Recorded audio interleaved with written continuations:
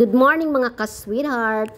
So dahil nga po ngayon ay araw ng patay, so nakaready na po yung mga very elegant na flowers. Ito nga po pala yung para sa asawa ng boss ko. Super ganda oh. White and violet rose. At ito naman pong iba ay para sa mga yumaong kamag-anak, sa mga mahal sa buhay. So tigi-isa po sila dyan mga ka-sweetheart. Itong kay Sir, nako grabe, magugustuhan ni Sir to dahil napaka-elegant ng kanyang flowers. Naiparamdam kung gaano siya kahalaga at gaano na-miss siya nung mawala. Ganyan siya kamahal. Ito rin pong mga flowers na to, grabe. Ang mamahal.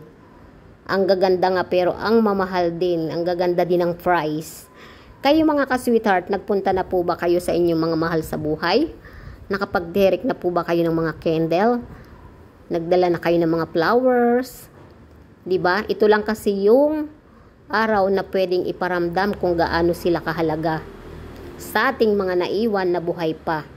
So, ngayon yung kapiestahan nila, kaya grabe lahat halos ng mga tao na Catholic nasa sementeryo or mga nasa kolumbaryo. Ayan yun po yung mga bulaklak. Thank you for watching mga ka-sweetheart. Baka pwedeng pabakas, pa-like and share.